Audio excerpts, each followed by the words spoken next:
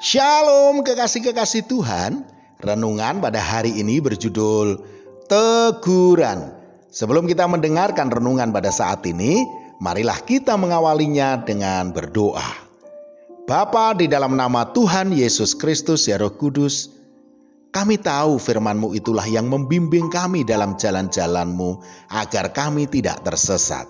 Untuk itu kami sambut berkat firman-Mu di dalam nama Tuhan Yesus Kristus. Amin.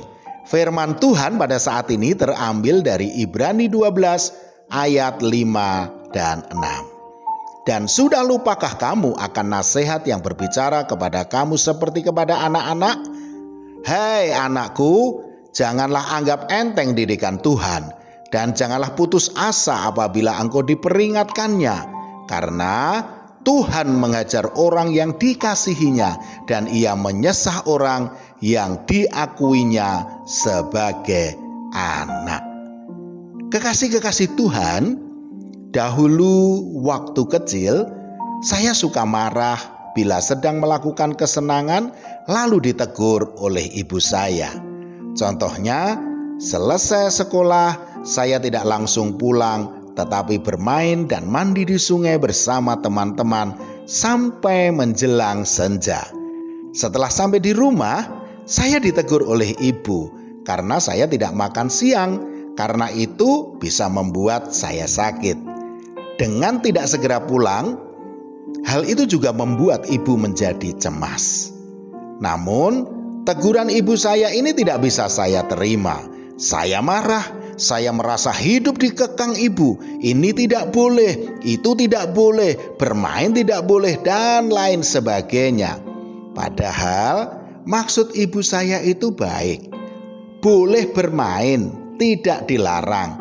Tetapi pulang dulu, ganti baju dan makan dulu, serta izin mau main kemana agar ibu tidak menjadi cemas. Saudaraku, demikian juga dalam kehidupan kerohanian kita. Kebanyakan dari kita akan marah, bahkan tersinggung ketika Tuhan menegur kita melalui firman Tuhan yang disampaikan oleh hamba Tuhan di atas mimbar. Apalagi kalau khotbahnya itu menyinggung dosa-dosa yang telah kita perbuat. Kita merasa dipersalahkan, dipermalukan, bahkan dihakimi. Lalu kita tidak bisa terima, marah, dan mulai undur dari gereja, bahkan pindah ke gereja lain. Dalam hal ini, Amsal 10 ayat 17 mengingatkan kita, siapa mengindahkan didikan menuju jalan kehidupan, tetapi siapa mengabaikan teguran tersesat.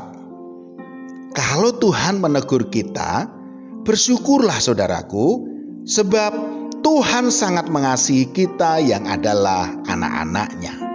Tidak ada seorang anak yang tidak pernah ditegur oleh orang tuanya ketika anak itu berbuat kesalahan.